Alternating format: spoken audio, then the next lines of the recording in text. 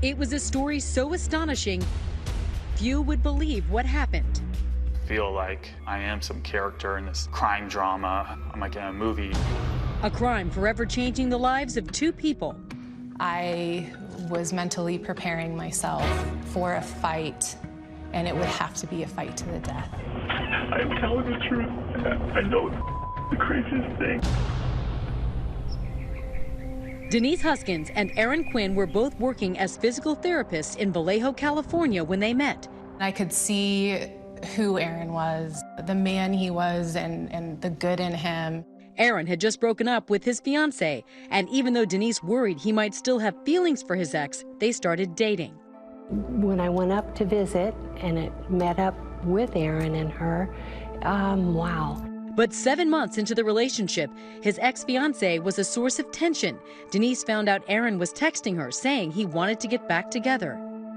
I finally just put my foot down and said, look, I don't deserve this. And it was a couple of weeks of kind of going back and forth, and I wasn't sure what I wanted to do, but I wanted to hear him out.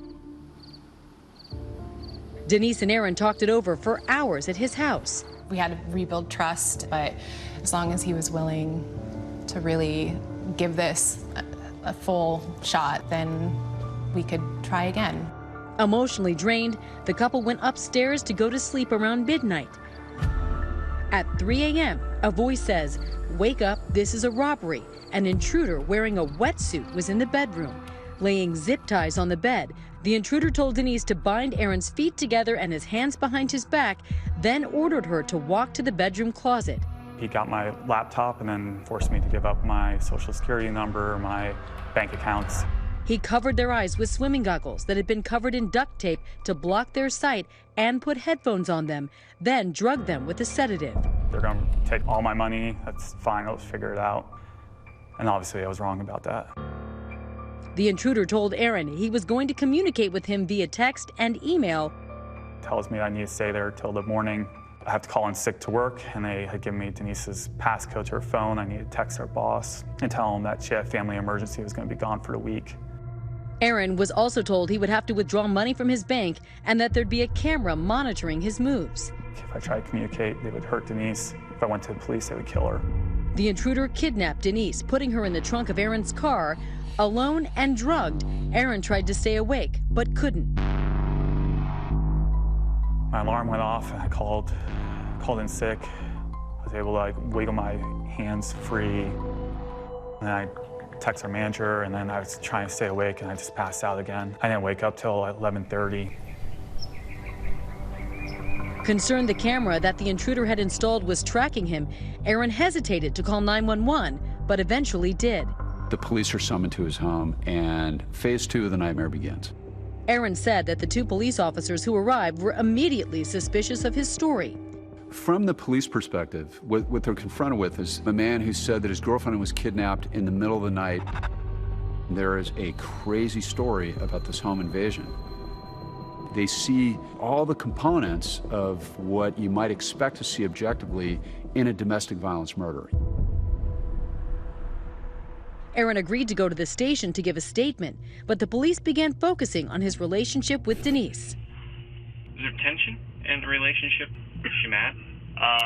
She's upset. Concerned? Okay. Is she cheating? No, well, she felt that emotionally that was cheating in some sense. At what point do you realize that you're in trouble, in big trouble?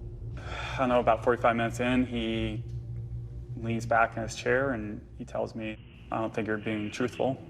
I don't think anybody came into your house." Listen to me. There ain't no frogmen came into your house. Nobody dressed in wetsuits or... It didn't happen. And not only do they tell you they don't believe you, they say, "We think you killed her." Yes.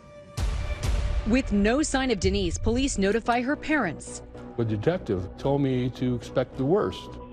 He did not have one nice thing to say about Aaron. He thought everything that was coming out of his mouth was a lie. At one point, I actually started doubting my own sanity. And I thought maybe I did have a schizophrenic breakdown.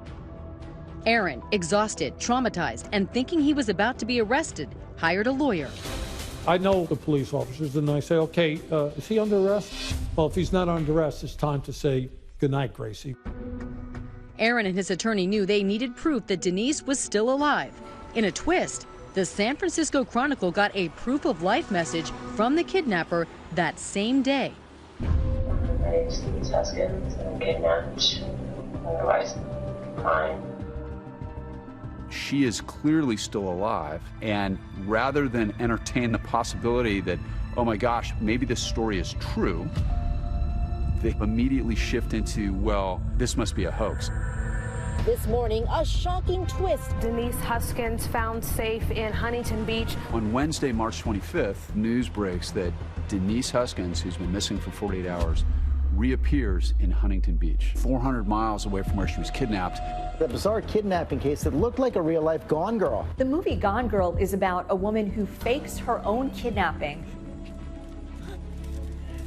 pins it on her husband who's cheating on her, and then leaves and allows the media to hone in on her husband. But for Denise, her kidnapping was a terrifying reality. Being released on a street in her childhood hometown made it even more surreal. I heard him drive off. I slowly counted to 10. I peeled the tape off my eyes, and I was by myself in this alley. And I looked at the corner street name, and I saw Utica, which is the street that I grew up on. I thought, oh my God. She told the Huntington police the same details Aaron had told the Vallejo police. But remember, police in Vallejo were already suspicious of the story. And it becomes very clear to her very quickly that she is actually in a legally precarious situation. It was obvious that I needed to get a defense attorney.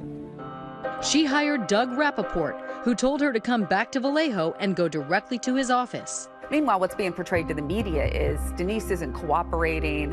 While Denise was flying back to the Bay Area, the Vallejo police gave a press conference. We have not heard from Ms. Huskins, and we are no longer in contact with any of the family members. It was very clear the only people being investigated were Aaron and Denise. From this point forward, I would not refer to them as a victim or a witness. I had gone from a murderer to now committing a hoax. Lieutenant Park never outright called Aaron Quinn or Denise Huskins liars. He never used the word hoax.